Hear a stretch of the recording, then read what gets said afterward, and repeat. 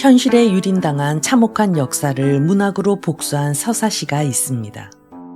바로 임진왜란을 배경으로 한 소설 임진록입니다. 오늘부터 읽어드릴 이야기 임진록은 실제 역사와 민간의 상상력이 만나 탄생한 조선 최고의 전쟁 영웅 소설입니다. 1592년 4월 일본의 도요토미 히데요시는 15만 대군을 이끌고 조선을 침략합니다. 부산진이 함락되고 불과 20날 만에 한양이 무너집니다. 나라가 무너져가던 그때 백성들은 영웅을 기다렸습니다.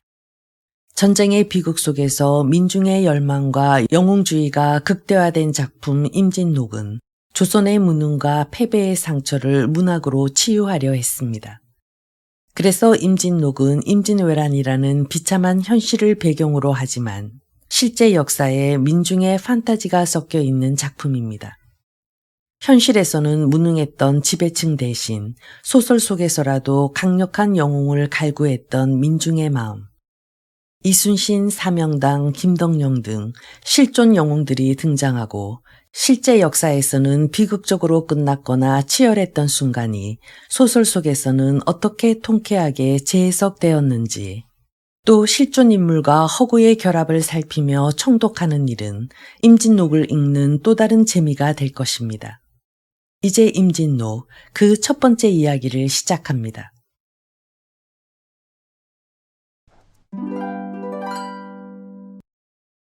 조선 정벌의 꿈.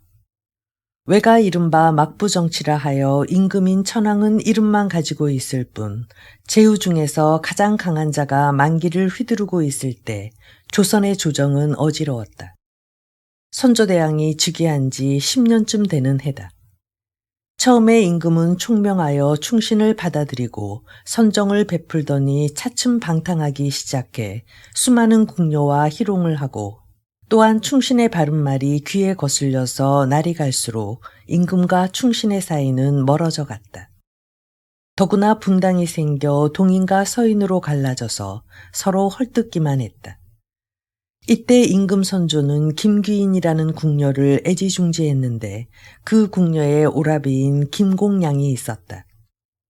그는 대전별감이라는 자리에 있었는데 누이의 덕택으로 수직 상승하여 내수사 별자라는 벼슬을 얻었다.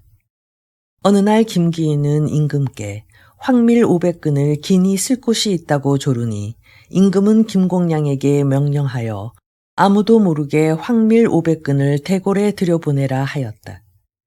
이 밀은 김귀인이 황초를 만들어 금강산의 사찰에서 기도드리기 위함이었다. 이 소문은 세상에 퍼지기 시작했다.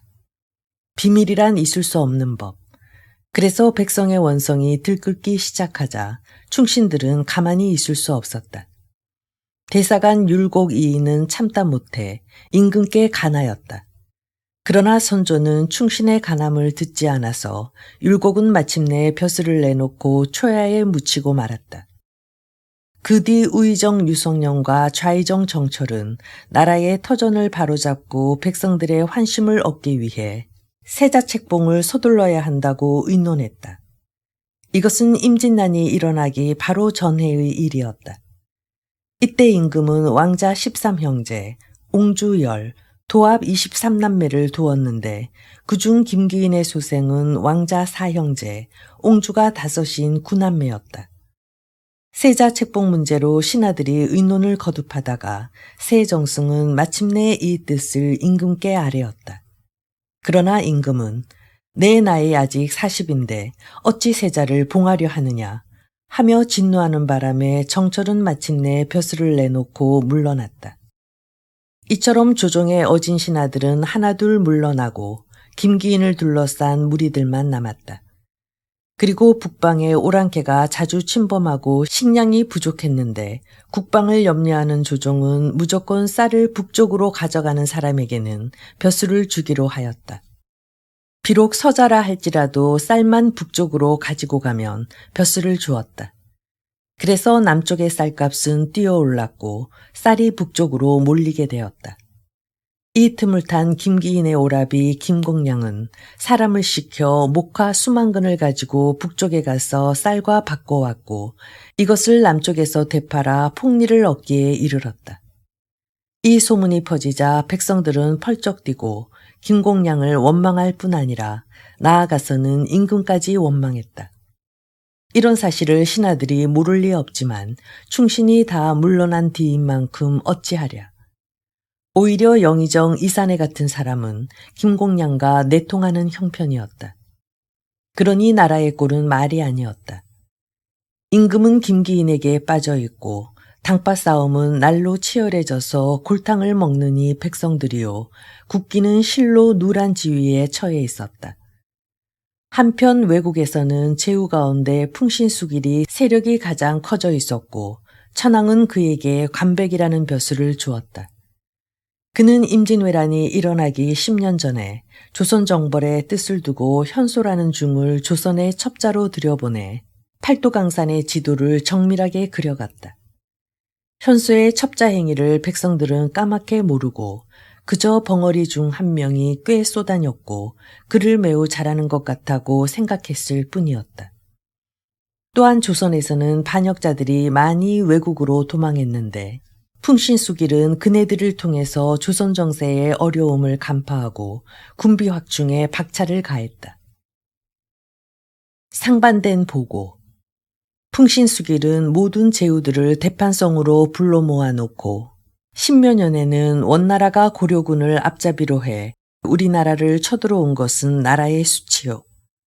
이것을 서력해야 되겠는데 조선은 교만하여 일본은 해마다 사신을 보냈는데도 불구하고 조선에서는 100여 년 동안 사신을 보내지 않으니 이는 우리나라를 멸시하는 것이요.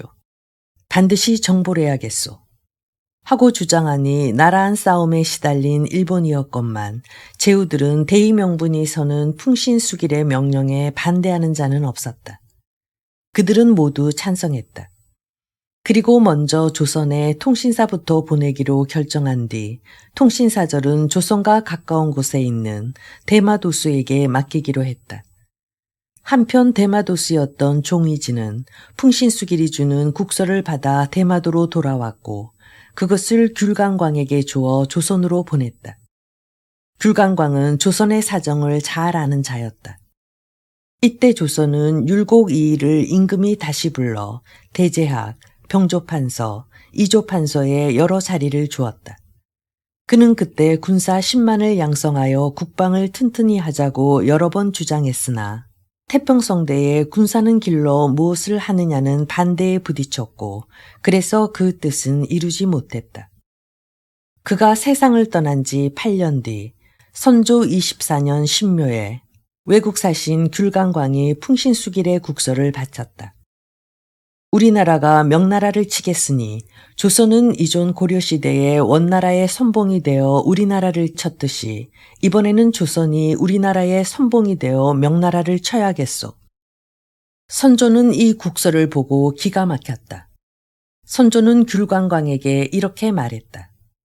외국이 명나라를 친다는 것은 마치 가재가 바다를 건너려는 격이요 벌이 거북이 등을 쏘려는 무모한 일이로다.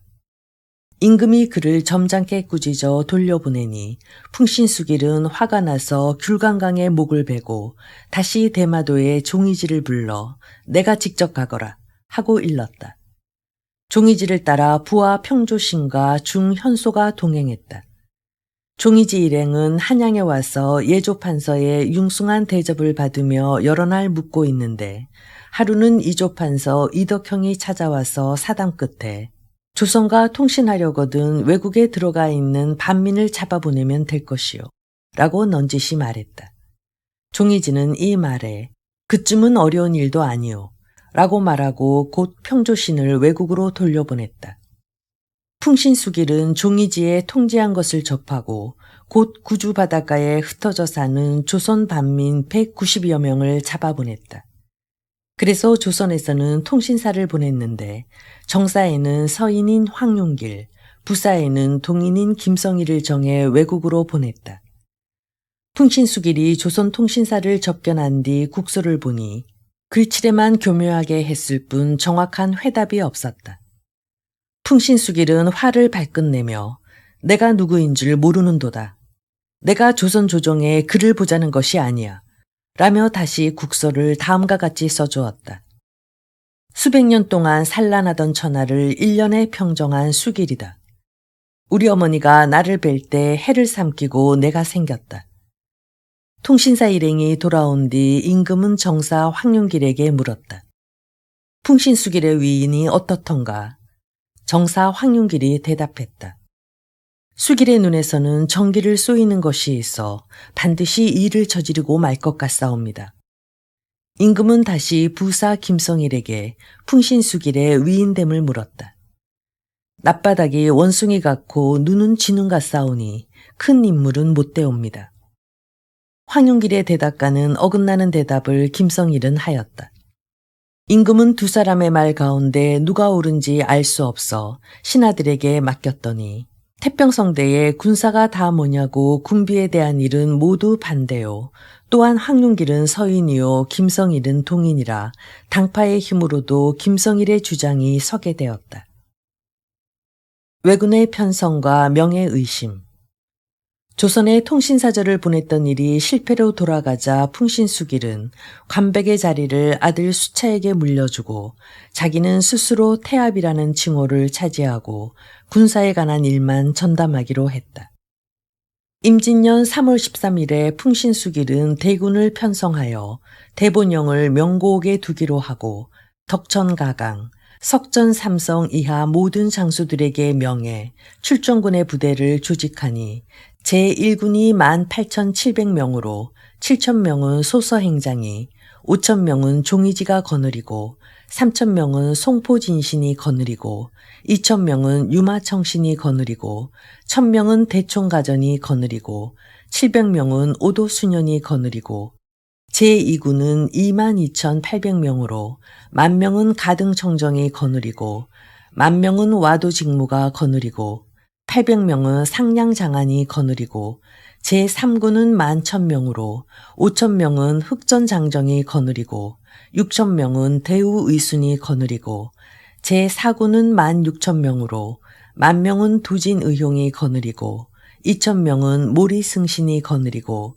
1,000명은 고교원종이 거느리고 1,500명은 추월종장이 거느리고 1,500명은 이등우학이 거느리고 제5군은 8,100명으로 4,800명은 복도정측이 3,900명은 호전승풍이 거느리고 제6군은 15,700명으로 7,200명은 복수하가정이 거느리고 3,000명은 장증아부원친이 거느리고 5,500명은 생구근정이 거느리고 제7군은 15,700명으로 10,000명은 소조천윤경이 거느리고 1,500명은 모리수포가 거느리고 2,500명은 입하종무가 거느리고 800명은 고교직차가 거느리고 700명은 축자광문이 거느리고 제8군은 30,000명으로 대장 모리희원이 거느리고 제9군은 10,000명으로 대장 부전수가가 거느리고 특별히 9,450명은 수군으로 구기의룡, 등당고호, 협판안치, 가등가명 등이 거느리게 하였다. 이 밖에도 명고옥, 일기, 대마도에 주둔한 군사가 11만이 있었고 서해로 드나드는 군사가 3, 4만이 있었는데 이것을 모두 합친다면 30만 군사가 동원된 셈이다. 이렇게 군대를 편성한 후에 풍신수길은 3월 초하룻날 대판에서 출발할 예정이었으나 공교롭게도 안질이 생겨서 하루 이틀 미루고 있었다. 외국에서 30만 대군을 거느리고 쳐들어오려고 하는데 조선 조정에서는 외국 사신의 국서 가운데 조선을 거쳐 명나라를 치러 가겠다는 그 사실을 명나라에 알려야 하느냐 알리지 말아야 하느냐 하는 문제를 놓고 어전회의가 열렸다. 명나라에 이 사실을 알려야 옳다고 주장하는 사람은 대사원 윤두수 등 서인이었고 알리지 않는 것이 옳다고 주장하는 사람은 영의정 이산해, 우의정 유성룡 등 동인이었다. 선조는 기가 막혔다. 당파를 내세우려는 신하들의 의견을 물을 것이 아니라 자신이 결정해야겠다고 생각한 임금은 대사원 윤두수의 말이 옳으니 명나라에 사신을 보내라고 하였다. 이때 명나라에서는 남쪽 지방에서 장사하는 사람들이 외국을 자주 드나들어 그 동정을 잘 아는 까닭에 명나라 정부에서는 이미 이 사실을 알고 있었는데 조선 정부에서 사신이 들어오지 않는 까닭에 외국과 어울려 한통속이 되지 않았나 의심하는 판이었다. 그러던 차 조선에서 사신이 들어와 그와 같은 의심이 이내 풀렸다. 이순신의 등장. 이순신은 을사년 3월 초8의 날 한양 삼청동에서 태어났다. 어려서부터 병서를 자주 외고 청렴결백하며 모든 일에 공명정대했다.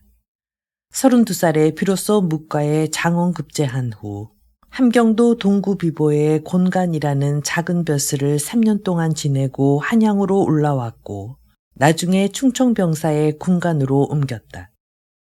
그의 청렴결백한 소문이 병사 귀에 들어가자 그는 더욱 사랑을 받게 되고 이듬해 전라도 홍양발포의 수군만호로 승진되었다.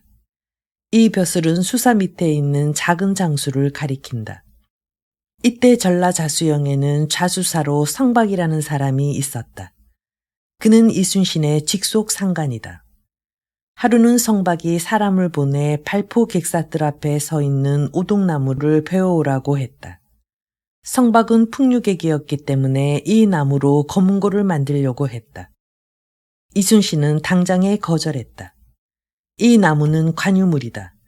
그러니 사사롭게 쓰실 수 없다고 여쭈어라 하고 일러 보냈다.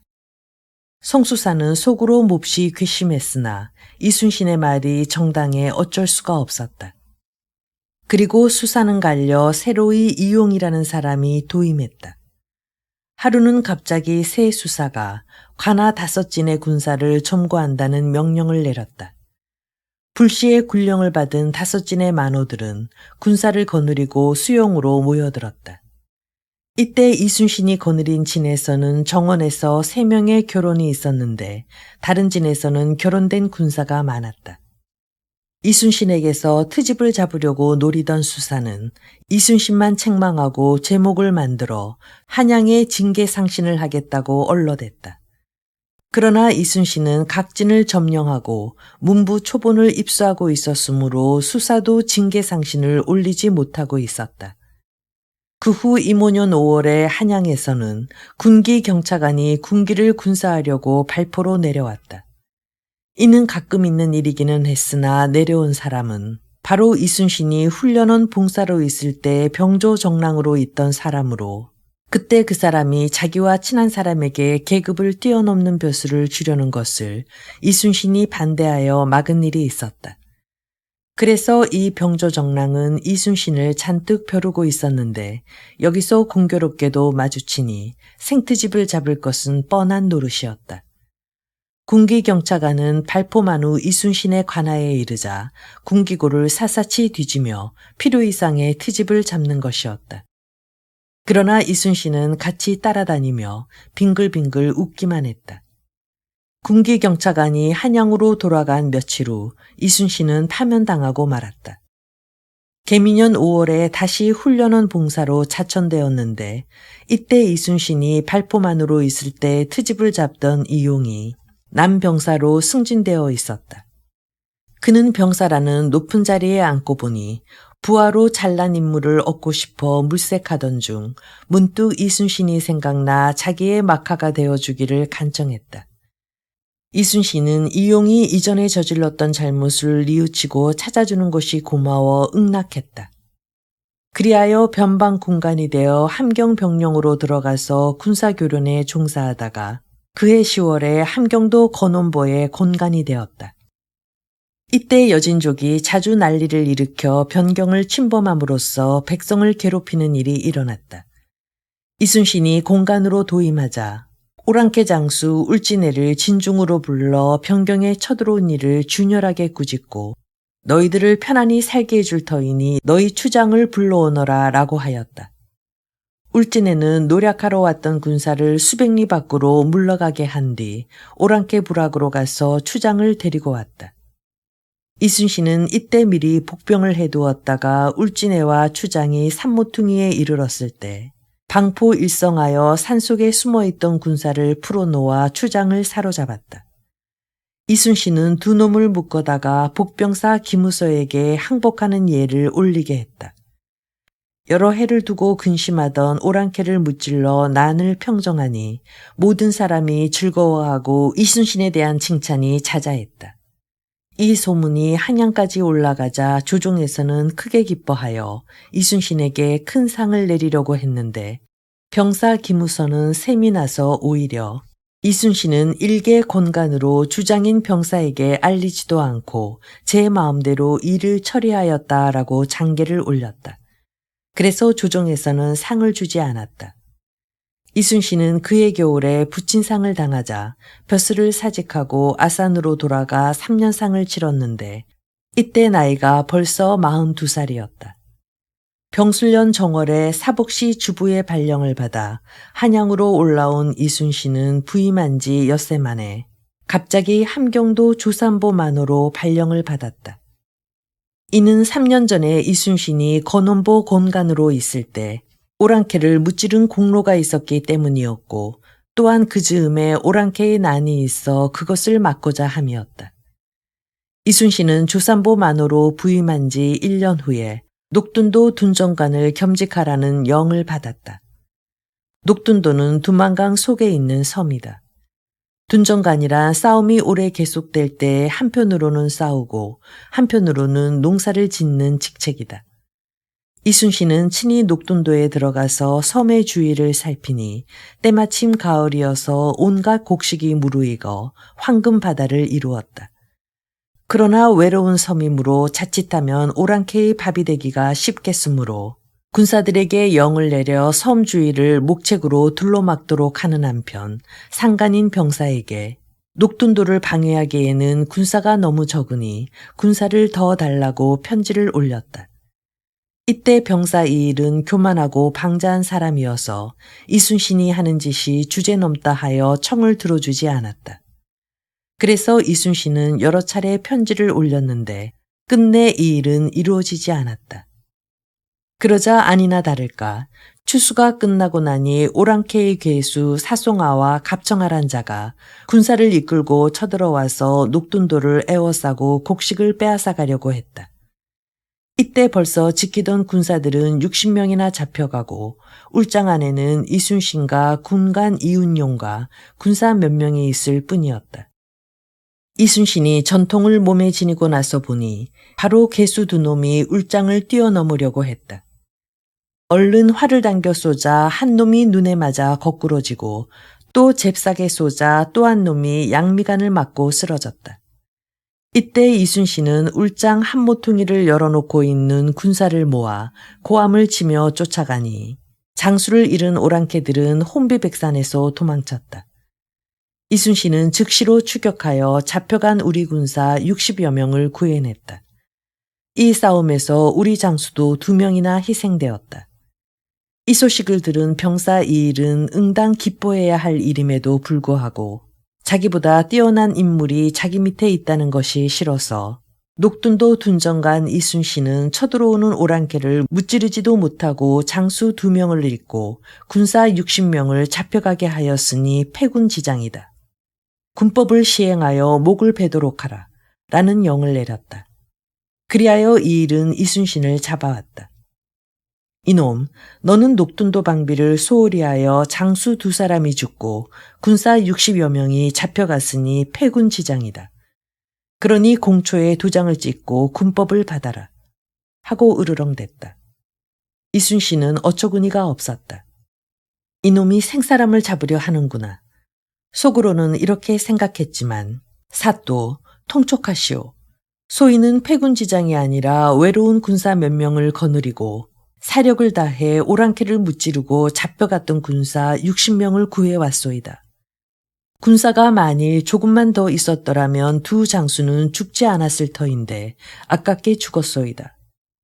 그러기에 소인이 여러 차례 군사를 더 늘려달라고 계목을 올리지 않았습니까? 그때 계목을 올렸던 초본이 제게 여러 장 있사오니 만일 조정에서 이 사실을 알게 된다면 소인에게 죄를 내리지 않을 줄로 믿습니다. 라며 정당하게 대답했다. 이 말을 듣자 이일의 얼굴빛이 벼랑간 하얗게 질렸다. 한동안 말이 없다가 이놈을 옥에 가두어라 라고 영을 내렸다. 그리고 나서 이일은 이순신은 잠시 백의종군하는 것이 좋을까 합니다 라는 상소를 올렸다. 그래서 이순신은 다시 벼슬이 떨어지고 말았다. 한양집으로 돌아온 이순신은 근심이 태산 같았다. 그는 앞으로 큰 난이 일어날 것을 예측했다. 그런데 몇 해 동안 벼슬을 해보니 상간이란 자는 모두가 사리사욕에만 눈이 어두워 생사람을 잡는 짓만 하고 있으니 장차 닥쳐올 난리를 누가 막을 것인가. 이것이 바로 이순신의 남모르는 걱정거리였다. 이때 조정에서는 호반 중에서 불차 타경할 인재를 청거하라는 영이 내려졌다. 누가 청거했는지는 몰라도 여기에 이순신의 이름이 올랐다. 불착 타경이란 뛰어난 인재라면 계제를 가리지 않고 벼슬을 준다는 말이다. 이순신은 기축년 정월에 조방장이 되어 전라도에 부임했고 그해 겨울에는 무신으로 선정관을 겸임 한 달이 채 되지 못해 정의평감을 제수했다. 그는 나이 47살 때인 신묘년 3월에 정의평감에서 가리포 첨사가 되었다가 전라자수사로 승진했다. 때는 임진난이 일어나기 바로 1년 전의 일이다. 난이 일어날 것을 예측하고 있던 이순신은 수사로 도임한 이튿날 아침부터 좌수영에 주사문부를 내려놓고 조사하니 문서에서는 수영 직속의 전선이 4척, 병선이 5척, 사우선이 11척 등 도합 20척밖에 없었다. 더욱이 전투용 배는 9척밖에는 없는 셈이었다. 이순신은 우후를 불러 전라자수사의 배가 모두 이것밖에 없느냐 하고 물었다. 우후는 소국과 진의 배 수요는 따로 있다고 말하였다. 그래서 이수사가 책장을 넘기며 조사해보니 장흥 등 12곳에 111척이 있는 것으로 적혀 있었다. 이순신은 물었다. 배 수요는 이 문서대로 모두 있느냐? 문서상으로는 그러하오나 모두 상하고 썩어서 쓸배라고는 몇 척이 되지 못합니다. 개국 200년 동안에 수리를 아니하였으니 성할 수가 있겠습니까? 하고 대답했다. 이순신은 이번에는 다른 문부를 펼쳐놓고 전라자수영 휘하에 있는 장졸의 수요를 조사해 보았다. 군졸의 수요는 도합 6,786명이었다. 이순신은 다시 물었다. 그러면 장졸의 수요는 이 문부와 틀림이 없느냐? 황송하오나 문서상으로만 그러하옵지 현재 있는 군사의 수요는 그 10분의 1이 될까 말까 하옵니다. 라고 대답했다. 이튿날 해변으로 나가서 있는 배를 조사해보니 쓸 수 있는 배는 한 척도 없었다. 이순신은 당장 내일부터 좌수영에 있는 배는 모조리 고치라는 명을 내리고 석수를 전부 동원하여 산에 올라가 돌을 뜨게 하는 한편 순천 여수에 있는 대장장이를 총동원하여 쇠사슬과 마름새를 만들도록 하였다. 이는 좌수영 앞바다를 쇠사슬로 가로지르고 돌에 구멍을 뚫어 매달아 적의 배가 들어오지 못하도록 하고 마름새만 수만 개를 만들어서 얕은 바다에 깔아 적의 배가 부딪히면 침몰하도록 하려는 계획이었다. 그러는 한편 이순신은 화약과 폭발물이 달린 화전을 만들어야겠다며 유황을 내려보내달라고 나라에 상소를 올렸다. 거북선과 임진난의 발발. 이순신은 수사로 도임한 후에 배 만드는 일, 대장장이 일, 석수일 등을 감독하는 한편 또 한 가지 남모르는 일을 밤낮으로 연구했다. 외놈이 조총을 사용한다 하니 총알을 받아낼 배가 있어야 했다. 그래서 이리저리 연구한 결과 갑주가 화살을 받아내는 이치를 생각하고 배도 거북이의 잔등처럼 갑주를 입히면 총알을 막아내리라는 결론을 얻었다. 몇 달 뒤에 이순신은 세계에서 최초의 장갑선인 거북선의 설계도를 그렸다. 거북선의 밑바닥은 널 10쪽을 연이었는데 그 길이가 64척 8촌이요. 뱃머리 쪽의 넓이는 12척, 허리 넓이는 14척 8촌이요. 고물의 넓이는 10척 6촌, 좌우 옆 현판은 널 7쪽을 연이었다. 높이는 7척 5촌, 길이는 밑바닥 3판의 널이 68이고 올라갈수록 길이는 늘어서 맨 꼭대기 7째 3판의 널 길이는 113척인데 널의 두께는 4치씩이요. 이물은 널 4쪽을 연이은 곳으로 높이가 4척이요. 둘째 널 좌우에는 구멍을 하나씩 뚫어서 현자포를 쏠 구멍을 만들고 있으며 고물은 널 쪽 칠을 연이어 붙여서 높이가 7척 5촌이었다. 또한 위편 넓이가 14척 5촌이요. 아래편 넓이가 10척 6촌이며 6번째 붙인 널 쪽 한복판에 구멍을 뚫어 지름이 1척 2치이다. 이곳에 키를 꽂고 좌우 3판에는 난간을 치고 난간머리에는 멍에를 걸고 바로 이물 앞에는 말과 소의 가슴팍을 단 것 같은 흉룡을 만들어 놓고 난간을 연하여 널을 깔고 그 가장자리에 패를 세우고 패 위에는 또다시 누운막이라는 난간을 세우니 난간에서 누운막까지의 높이는 4자 3치였다.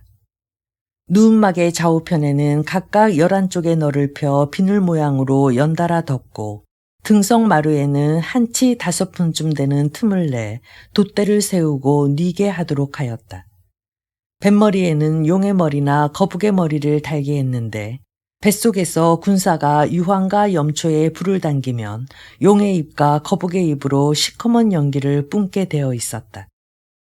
거북선 좌우편에는 노를 10개씩 달게 하고 누운막 좌우편에는 총을 쏘는 구멍을 22개씩 뚫게 했으며 이곳에 거북귀자 길을 꽂았다. 좌우편 갑판 밑에는 방이 12칸씩 도합 24칸이 있는데 2칸은 세부치를 넣어두는 곳이며 3칸은 화약, 살, 창, 칼을 두고 19칸은 군사들이 쉬는 곳이었다. 왼편 갑판 위에 있는 방은 선장실이고 오른편 갑판 위에 있는 방은 장교실이다.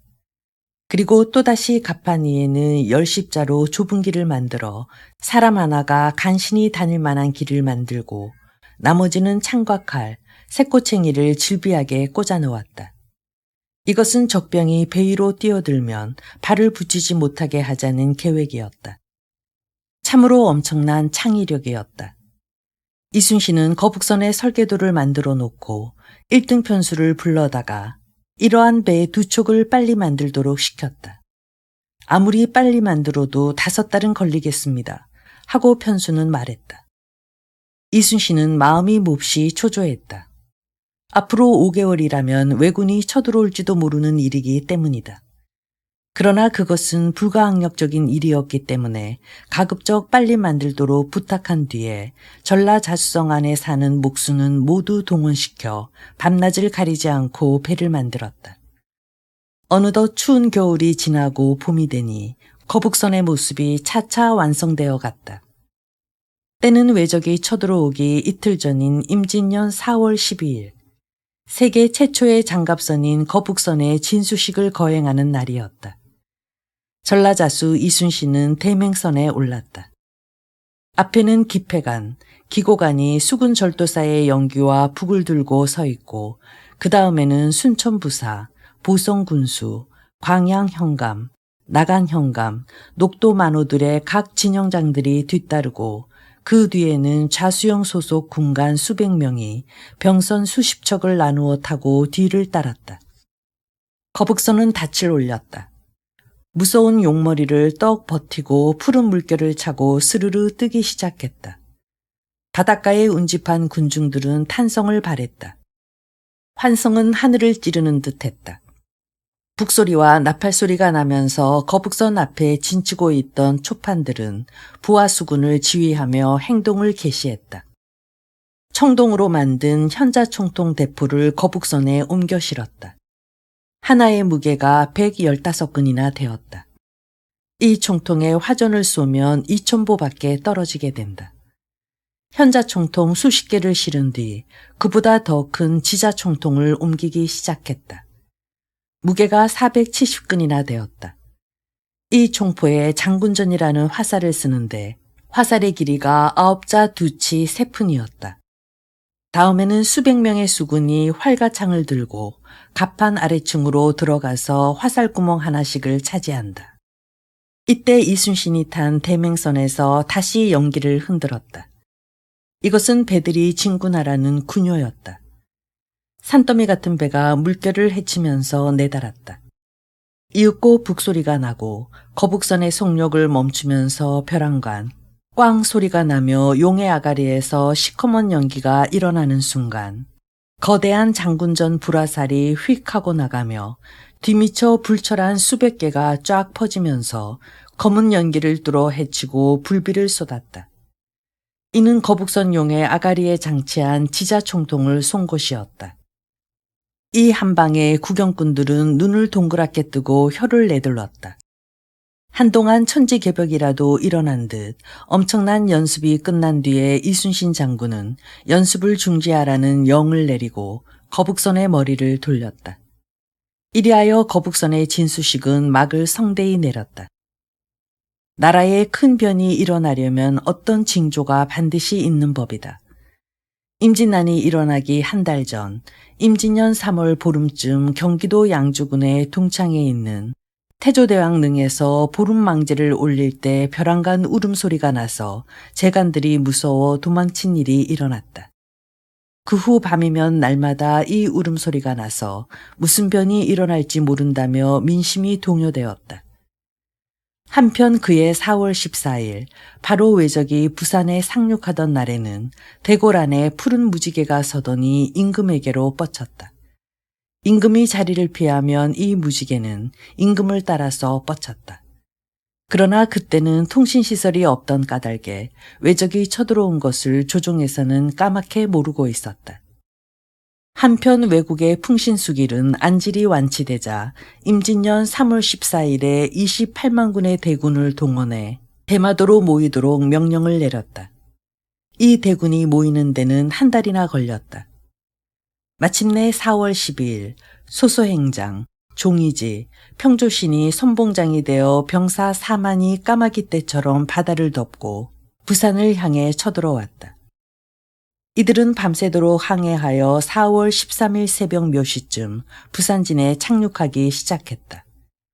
이때 부산진에는 수천 명의 군사가 지키고 있었다. 그러나 방비 책임자인 부산첨사 정발은 어제 저령도로 사냥을 나가 돌아오지 않았다. 외병들은 부산성 주위에 있는 참호를 메우고 성으로 기어 올라왔다. 부산첨사 정발은 저령도에서 하룻밤을 잔 다음 부산으로 돌아오는 길에 바다에 배가 떠 있는 것을 보았다. 그는 대마도에서 들어오는 세견선인가 하였으나 웬걸 총소리가 들려 황급히 돌아와서 군사를 거느리고 싸웠다. 그러나 군사와 화살이 부족한 데다 구원병 하나 없으니 실로 고전을 면할 수가 없었다. 하루낮과 하룻밤을 싸웠으나 바다에서는 적병이 물밀듯이 들어올 뿐이었다. 이때 비장 한 사람이 나와 정발에게 권했다. 다시 싸울 셈치고 잠깐 몸을 피하십시오. 이 말을 들은 정첨사는 눈을 부릅뜨고 크게 소리를 질렀다. 나는 대의를 따라 죽을 뿐이다. 어찌 성을 버리고 또 백성을 저버리고 홀로 도망친단 말이냐. 너희들이나 피하려면 피해라. 정첨사는 결국 혼자 싸우다가 외적의 총알에 맞아 전사하고 말았다. 외적은 개미떼처럼 밀려들었고 성에 기어올라 마침내 부산성의 한 귀퉁이가 무너지기 시작했다. 이 소식을 들은 경상자수사 박홍은 벌벌 떨면서 수영 안에 있는 양식과 병기를 모두 불지르고 한양으로 부산이 함락되었다는 장계를 올린 다음 밀양으로 도망쳤다. 한편 다대포 첨사 윤홍씨는 군사 몇백을 거느리고 최후까지 싸우다가 장렬하게 전사했다. 끝내는 부산과 다대포가 함락되고 자수사 박홍이 도망갔다는 국보가 동네 부사와 울산 병영에 날아들었다.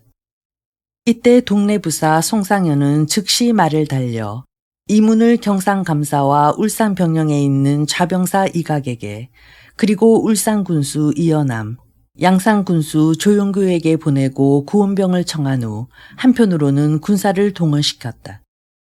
송상현의 급보를 받은 자병사 이각, 울산 군수 조용규 등은 시각을 지체하지 않고 군사를 거느리고 모여들었다. 외적은 동네로 쳐들어오고 있었다. 그런데 송상용은 구원병과 함께 부서를 조직했으나 병사 이각은 나는 밖으로 나가서 뒷산에서 싸우겠소 라면서 휙 밖으로 나가버렸다. 그것은 물론 도망을 치자는 수작이었다. 송상현은 속으로 저것이 병사라니 나라는 망했구나 라고 한탄하면서도 그대로 있을 수만은 없었다.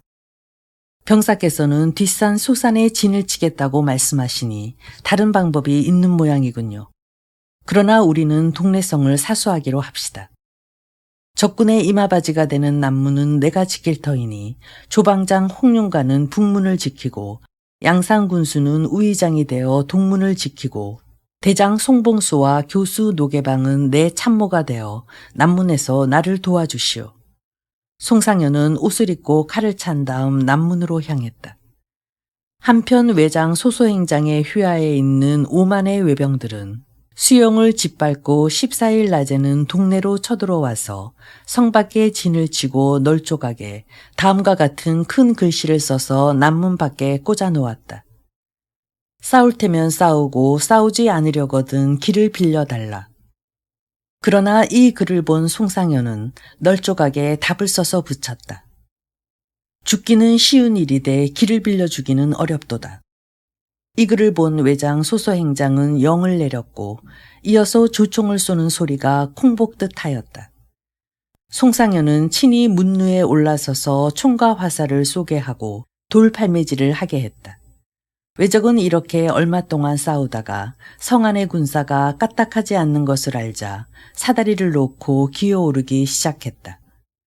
그러나 우리 편에서는 활 쏘는 구멍에서 활을 쏘아 올라오는 놈의 눈을 맞춰 쓰러뜨리기도 하고 창으로 찔러 떨어뜨리기도 하니 적군은 추풍낙엽처럼 떨어져 성 밑에는 그 시체가 산더미처럼 쌓였다. 이에 소서행장은 대마도사 종이지를 불러 동네 부사 송상현이란 인물은 대체 어떤 인물이냐 하고 물었다. 그는 부산첨사 정발에 비할 인물이 아닙니다. 하고 종이지는 대답했다. 그러자 소서행장은 무슨 계교를 생각하였는지 남문에서는 소수의 군사만 응전하게 하고 대군은 다른 문으로 돌리라고 영을 내렸다. 외적의 진은 갑자기 움직이기 시작했다. 이런 고동을 알아차린 송상현은 대장 송봉수에게 잠시 지휘를 맡기고 사대문을 술력하며 싸움을 독려하려고 나섰다. 적진에서는 해시가 지나더니 횃불을 끄고 자는 신용을 했다. 우리 군사들은 마음을 턱 놓았다. 밤은 깊어가고 마음이 놓이게 되니 잠이 쏟아지는 것을 어쩔 수가 없었다. 군사들은 모두 코를 골면서 잠을 잤다. 축시쯤 되었을 때였다. 동문 성첩 사이로 붉은 옷에 푸른 수건을 쓴 구척장신의 외장 10명이 와락 나타나서 성 안으로 뛰어넘으려고 했다. 보초는 이 광경을 보자 외마디 소리를 지르고 나자빠졌다. 이 소리에 잠든 군사들은 벌떡 일어나 보니 귀신인지 사람인지 모르는 무서운 것이 성 안에 있지 않은가. 군사들은 소리를 지르며 겁에 질려 잠자는 사람을 밟으며 도망쳤다. 이에 모든 군사들은 잠이 깨었고 남이 달아나니까 덩달아 달아나는 바람에 아수라장이 되었다. 이 틈에 외적들은 성문을 깨고 성 밑으로 물밀듯이 들어왔다. 이때 송부사는 진중이 요란하므로 웬일인가 하여 내려와 보니 외놈의 허수아비 꾀에 놀라서 군사가 모두 도망치는 것이 아닌가. 그는 가슴이 터질 것만 같았다. 동문을 지키던 이어남은 도망갔고 교수 노계방이 놀란 군사를 소리쳐 진정시키면서 쳐들어오는 외적을 대항하고 있었다. 그때 북문을 지키던 조방장 홍윤관이 외적을 해치고 남문 문으로 치달아 올라와서 지금 동서북 세 진이 모두 무너지려고 합니다. 적병은 곧 남문으로 몰려들 곳이오니 사또께서는 곧 몸을 피하십시오 하고 말했다. 아니요. 백성들을 이 성 안에 남겨두고 나 혼자서만 몸을 어찌 피한단 말이오. 끝까지 싸우다가 죽겠소. 송부사는 옷을 군복으로 갈아입고 호상에 걸터 앉았다. 왜군들은 드디어 남문을 부수기 시작했다. 송부사는 북향 사배하고 꿇어앉아 칼로 손가락을 잘랐다. 그리고 새빨간 선열로 가지고 있던 부채에다 무언가를 쓰기 시작했다. 달무리처럼 둘러싸인 외로운 성이온데 나란히 있는 옆의 고을들은 깊이 잠들었도다. 임금과 신하의 의리는 중하고 부모와 자식의 은정은 가볍도다. 송부사는 이렇게 쓴 다음 사람을 불러 이 부채를 아버님께 전해주시오 라고 부탁했다. 마침내 외병들은 문으로 밀려들기 시작했다.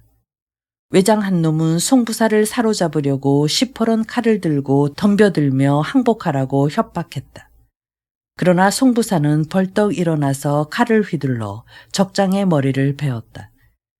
이것을 보고 분하게 여긴 외병들이 일제히 칼을 들어 송부사에게 뭇칼질을 하니 그의 오른팔 왼팔이 차례로 떨어지고 마침내 외병의 칼에 목이 찔려 전사하고 말았다. 외병은 부산 동네를 잇따라 함락시키고 서울로 치닫는 판이었다. 그들은 서울로 올라가는 길을 세 길로 나누었다.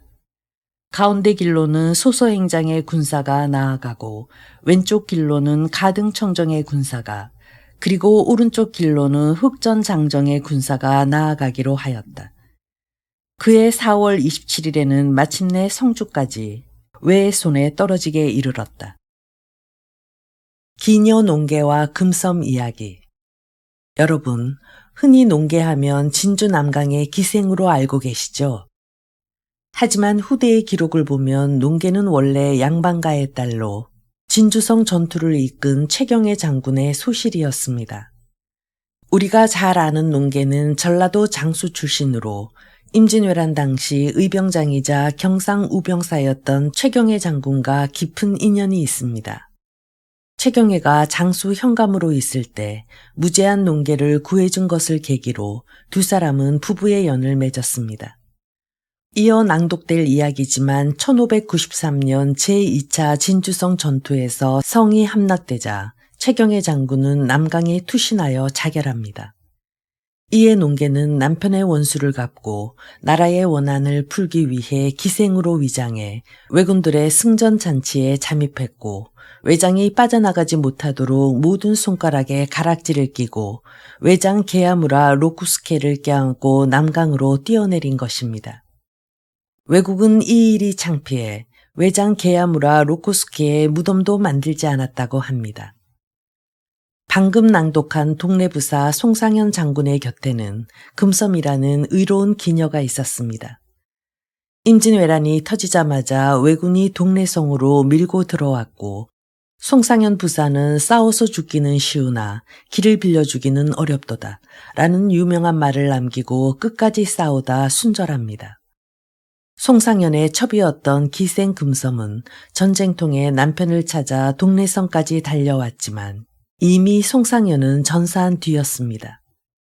왜군에게 붙잡힌 금섬은 두려워하기는커녕 사흘 동안 왜적들을 매섭게 꾸짖고 욕하다가 결국 참혹하게 죽임을 당했습니다. 현재 부산에는 송상현 순절비와 함께 그녀를 기리는 금섬 순남비가 나란히 서 있습니다. 이 참혹하고도 가슴 절절한 의로운 여인의 이야기가 임진왜란이라는 역사 이면에 담겨 있는 것입니다. 연전연패와 몽진.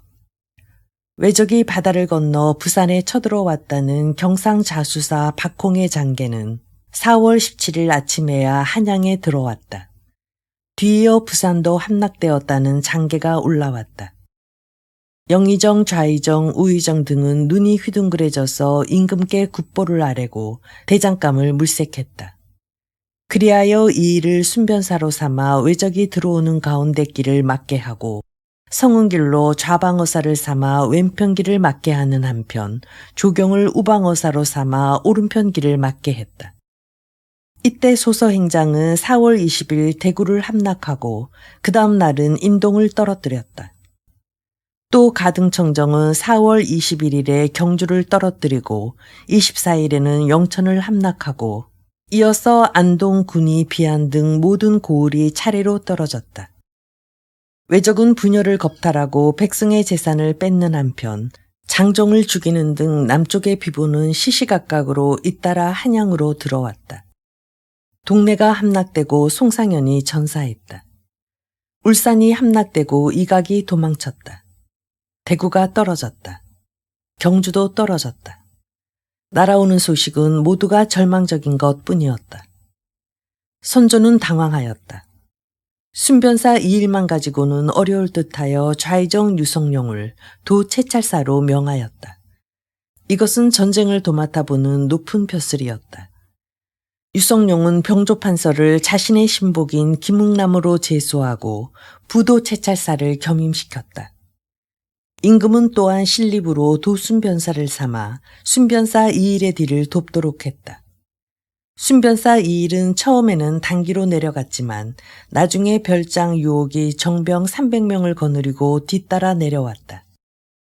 이일이 문경과 함창을 지나 상주로 들어가 보니 상주 목사 김해는 순변사를 맞으러 간다고 산속으로 도망치고 상주 판관 권길 한 사람이 고을을 지키고 있을 뿐이었다.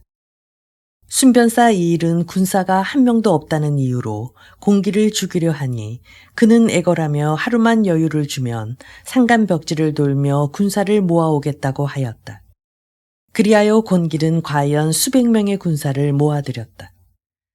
한편 외장 소서행장의 군사는 서울을 향하는 가운데 길을 취하여 밀양, 청도, 경산, 대구를 차례로 함락시키고 인동을 거쳐 선산을 지난 뒤 상주 동쪽 낙동강가에 진을 치고 있었다. 순변사 이일은 오합지졸 900명을 거느리고 맹훈련을 시키던 중인데 벼랑간 성 안에서 불길이 여기저기 일어나고 연기가 하늘을 찔렀다. 이일은 군관을 불러서 불난 곳을 가보고 오라고 일렀다. 그러나 군관과 역졸이 어떤 다리를 건너려 하는데 갑자기 다리 밑에서 조총을 든 외적이 나타나서 총을 마구 쏘았다. 혼비백산하여 돌아온 그 사람들은 이 사실을 이일 순변사에게 고하였다.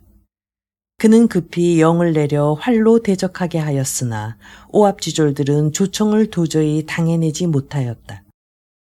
적은 좌우로 둘러싸고 조총을 쏘아대는데 그 소리는 마치 콩이 튀는 듯하였다. 그래서 쓰러지느니 우리 군사뿐이었다. 이 일은 형세가 급함으로 얼른 말머리를 돌려 문경을 향하여 도망쳤다. 그리고 한양으로 장계를 올렸다. 오늘의 외적은 귀신과 같사와 사람의 힘으로는 도저히 막아낼 수 없습니다. 신은 다만 죽을 길밖에 없나이다. 이 장계가 한양에 도착하니 임금은 용안이 창백해지고 신하들은 맥이 탁 풀렸다. 조선에서 그 당시 손꼽는 명장 이일이 폐하였는데 외적은 귀신 같다느니 하는 그의 말로 백성들은 수군댔다. 인심은 날로 흉흉해지고 거리에는 피난 보따리 뿐이었다. 조종에서는 활잘 쏘는 200명을 뽑아서 대궐을 방비하게 하고 사대부로서 죄를 지고 파직된 사람과 호반으로서 부모의 상을 당하여 집에 들어앉은 사람들을 모두 기복하여 쓰라는 영을 내렸다. 그러나 피난을 가는 사람들은 나날이 늘어서 한양 장안은 텅 비어만 갔다. 이 소식은 나인의 입에서 김기인의 귀로 그리고 김기인의 입을 통해 임금의 귀로 들어갔다. 선조는 마음이 산란하였다. 임금은 내수사별자 김공량에게 비밀리에 영을 내려 여자 집신 수백 죽과 총을치 미투리 10여 죽을 사들이게 하였다. 불리해지면 도망갈 준비였다. 이 비밀이 누설되자 신하들은 들고 일어났다. 임금이 적과 싸워보지도 않고 도성을 벌이는 것은 옳지 못하다고 법석이었다. 임금은 신하들을 달랬다. 종묘 사직이 있는 서울을 버리고 내가 어디를 가겠는가. 경들은 과히 염려하지 마오. 임금의 말을 듣자 신립이 아뢰었다. 상감마마, 지금 이 소란한 민심을 가라앉힐 방도는 하루바삐 세자를 책봉하시어 나라의 기틀을 튼튼하게 하는 것이 상책인 줄로 아옵니다. 그러자 임금은 신립의 말에 귀가 솔깃해져 경의 말이 옳도다. 대신들과 의논하여 정하리라 하고 승낙하였다. 다음 날 임금은 여러 대신들을 편전으로 불러들였다. 신립의 말을 받아들여 세자를 봉하기로 하였소. 어느 왕자를 세자로 봉해야 좋을지 경들은 의견을 말해보. 임금의 이 말에 영의정 이사내가 엎드려 대답했다. 마땅히 성충으로 처리하실 일이옵니다. 임금은 장중한 태도로 광해군 혼이 총명하고 배우기를 좋아하여 믿음직한지라 국본을 삼으려 하는데 경들의 생각은 어떠하오? 라고 물었다. 여러 신하들은 눈이 휘둥그레졌다. 세자는 반드시 김귀인의 소생 왕자 중에서 세울 줄 알았는데 천만 뜻밖의 공빈 소생의 왕자로 세자를 봉하신다니 임금은 참으로 명철한 분이었다. 이튿날 세자 책봉 의식을 거행하고 만조백관의 조화를 받았다. 이럴 때 외역통사 경옥무라는 자가 풍신수길의 공문을 가지고 와서 예조에 전하였다. 그 글은 조선이 외적과 화해할 뜻이 있거든 한음 이덕형을 보내어 의논하도록 하라는 내용이었다. 임금은 외놈들의 관계가 무엇인지 몰라 차마 이덕형을 보낼 수가 없었다. 그러나 한음 이덕형은 화치는 못할지라도 얼마 동안 싸움을 멈추게 하고자 갔다 오기를 자원하고 말을 달려 적진으로 향하였다. 때는 4월 28일이었다. 이덕형이 적진을 향하여 떠난 다음 날 4월 29일 저녁 때 전립을 쓴 군사 3사람이 말을 타고 남대문으로 뛰어들었다. 수문장이 물었다. 웬 사람들이오? 저희들은 도변사 신립장군 휘하의 군사인데 신장군은 어제 충주에서 외적과 싸우다가 전사했고 저희들은 구사일생으로 살아오는 길이요. 라고 대답하였다. 그러자 이 소문은 삽시간에 한양장안으로 퍼졌고 민심은 물끓듯 하였다. 임금은 마음이 조급하여 대신들을 급히 예골케 했다. 4월 29일 인정전 앞에는 의정부의 삼정승을 비롯한 나라의 모든 승사각들이 입대를 들여 서 있었다. 임금은 떨리는 목소리로 아니 신림마저 충주에서 패했단 말인가 하고 한탄하였다. 영의정 이사내가 나아가 아뢰었다. 적은 30만 대군을 이끌고 나왔다 하오니 중가부적인가 합니다. 임금은 슬픈 낯빛이 되었다. 으뜸가는 장수들이 모두 패하였고 충주에서 한양은 하루 반나절이면 올 수 있는 길이었다. 세자가 이미 책봉되었사오니 상감께로서는 잠시 평양으로 납시는 것이 마땅할 줄로 아옵니다. 영의정 이사내의 간곡한 권유가 아니었더라도 형세는 이미 그럴 수밖에 없었다. 임해군을 함경도로 떠나게 하고 순하군은 강원도로 보내기로 하였으며 임금은 그날 밖으로 대고를 떠났다. 오늘이 아니면 내일로 한양에 외적이 들어온다는 긴박한 정갈이 왔다. 임금이 서대문 밖으로 나서 다리께에 닿으니 비는 더욱 심하게 내렸다. 바라보는 한양 장안은 불바다가 되어 있었다. 남대문의 선해청, 창덕궁, 예장원, 형조, 임해군의 집, 홍여순의 집 등이 홀홀 불타고 있는 것이 밤눈에 지척으로 보였다. 벌써 외병들이 성 안에 들어와서 불을 지른 것 같았다. 외적이 곧 뒤를 쫓을 것만 같았다. 임금은 재촉하였으나 비가 억수같이 쏟아져 눈을 뜰 수가 없었고 길은 미끄러워 발을 옮기기가 힘들었다. 그러나 대궐에 불을 지른 것은 외적이 아닌 난민들이었다. 그때는 시종이라는 노예 제도가 있었다. 한번 종으로 팔린 몸이 되면 대대손손 그 집에 종노릇을 하게 마련이다. 임금이 몽진하고 양반들이 도망치니 대대로 받던 서름이 때를 만난 듯이 터져서 종문서를 보관해 두던 예장원에 불을 지른 것이다. 그렇게 해서 그 종문서를 없애려 하였다. 여기에 더하여 하층 민중과 불평객이 합세하여 백성을 버리고 도망간 임금에게 대궐은 있어 무엇하겠느냐며 대궐에 불을 지르고 금은보화를 훔쳐내기 시작했다. 임금이 탄 살인교가 해음령을 지나 임진강 나루에 당도한 때는 지척을 분간할 수 없는 밤이었다. 임금 일행은 어찌할 바를 몰라 하였다. 적은 뒤를 쫓아오는데 강을 앞에 두고 어둠을 분간할 수 없으니 꼭 죽었구나 싶었다. 이때 이양복이 나뭇가지를 꺾고 회를 한 개 만든 다음 불을 켜 강변 언덕에 올라가서 한 정자에 불을 질렀다. 온종일 비를 맞았던 정자였건만 어찌나 잘 타는지 화강이 충천하여 대낮을 이루었다. 그리하여 배 7척을 마련한 일행은 무사히 임진강을 건넜다. 이 정자는 화석정이었다. 율곡이이가 파주에 있을 때 지은 정자로 제목을 기둥과 들보, 석가래 마루 산자에 이르기까지 온통 관솔로 써서 지은 정자였다. 그때 율곡의 제자들이 너무 사치스럽다고 이야기하자 율곡은 대답하기를 이 다음에 급히 쓸 때가 있을 것이다 라고 말하였다고 한다. 이양복은 급한 경우를 당해 문득 급히 쓸 때가 있을 것이라고 말한 율곡의 말이 생각나서 화석정에 불을 지른 것이다. 밤이 깊어갔다. 그때까지 식사를 하지 못한 일행은 모두들 눈이 쑥 들어가고 추워서 벌벌 떨었다. 임금은 내시를 불러 이렇게 말하였다. 내가 몹시 시장하다. 먹을 것이 없다면 술이라도 한 잔 주려무나. 기가 막히는 일이었다. 내시는 무엇라고 아랠 수가 없었다. 조금만 더 참으시옵소서. 내시의 목소리는 안으로 기어들어가는 듯하였다. 장단 동파역에 다다랐을 때에야 부사가 간소한 어주를 차려 임금께 올렸다. 종일 굶었다가 음식 냄새를 맡으니 무예청 군사들이 눈이 뒤집혀 마구 집어먹었다. 그래서 신하와 궁녀들은 밥 한 술 얻어먹지 못하고 말았다.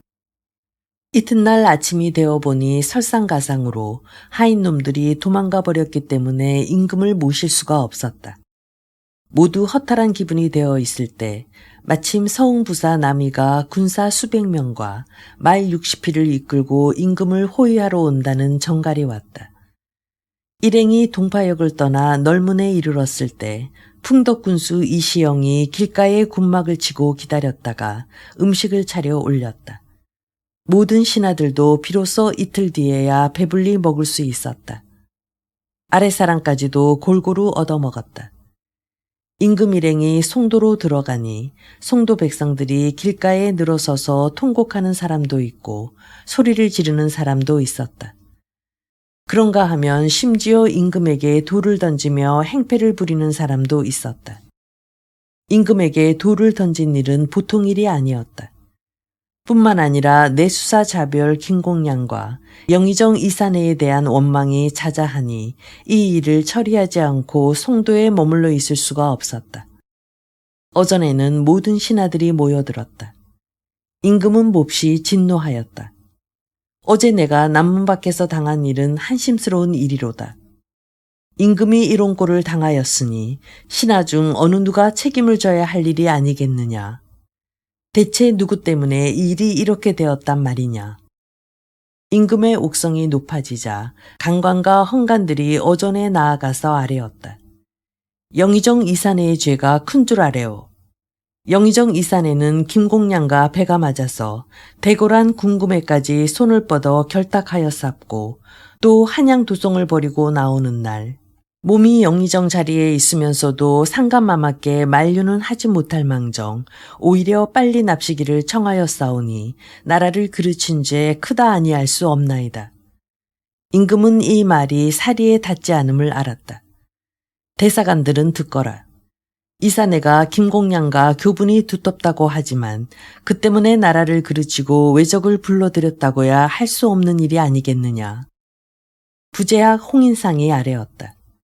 김공양은 일개 궁녀의 오라비로 정치에 관여할 뿐 아니라 북도의 군량미를 되사다가 제 배때기를 불렸으니 극형에 꼭 처해야 옳을 줄 아옵니다. 그러자 사원부 사람들이 일시에 맞장구 쳤다. 이사내는 1인 지하요 만인 지상의 자리에 있는 몸으로서 미천한 김공양과 사귀어 군부로 하여금 나라를 엎치고 뒤치게 하였고 종묘사직을 외적의 손에 넣게 하고 백성을 어육을 만들었으니 그 죄 큰 줄 아래요. 이때 좌의정 유성령이 일어나서 뜰 아래로 내려가더니 갓을 벗고 엎드려 나라를 그르친 죄를 영의정과 함께 받겠다고 아랜 다음 울기 시작했다.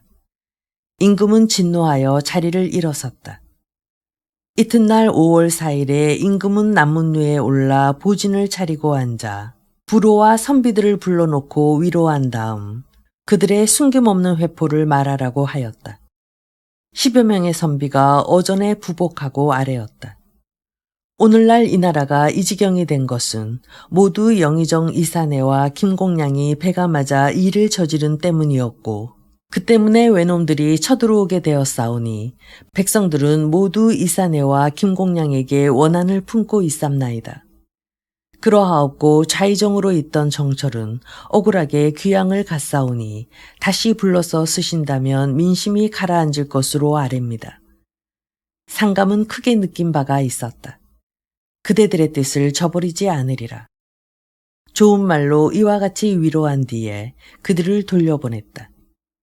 임금은 행궁으로 되돌아와서 도승지 이항복을 불러 좌의정으로 있다가 귀양간 정철을 풀어주라고 하였다. 그리고 영의정 이사내를 파직시키고 좌의정 유성룡을 영의정으로 제수하라고 일렀다. 이렇게 되자 또 언간들이 들고 일어나서 아뢰었다. 영의정이 나라를 그르친 죄를 받는데 어찌 좌의정이 죄를 면할 수 있겠나이까. 영의정은 귀양을 보내야 하고 좌의정도 죄를 주어야 할 줄로 아뢰입니다. 그리고 계속해서 김공량은 목을 베어 조리를 돌리도록 하옵소서 라고 아뢰었다. 상감은 하는 수 없이 영의정 이사내를 평해로 귀양 보내고 좌의정 유성룡은 면직시켰다.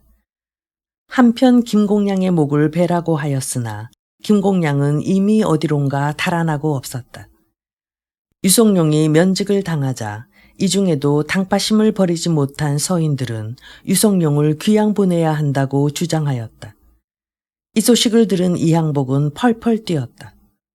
지금 나라의 운명이 경각에 놓였는데 당파 싸움으로 아까운 인재를 죽이려 하는 것은 나라를 망치자는 것이니 이 어찌 통탄할 일이 아니냐.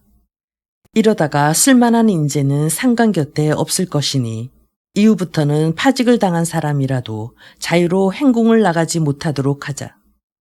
하고 이항복은 새로 좌의정으로 부임한 윤두수에게 일장 설명을 하였다. 윤두수가 이 말을 그대로 상감에게 아뢰었더니 임금은 크게 기뻐하여 이항복의 말이 옳다고 하였다. 임금은 이항복에게 이조 참판을 맡게 하였다. 이항복은 두 왕자를 모시고 먼저 평양으로 떠나면서 임금에게 이렇게 아뢰었다. 외적의 목표는 서울만이 아니오니 송도에 오래 머물러 계실 일이 아니옵니다. 형편을 보시와 빨리 평양으로 납시옵소서. 그리하옵고 믿음직한 신하는 유성룡과 이덕형이오니 이 두 신하는 꼭 데리고 오시옵소서.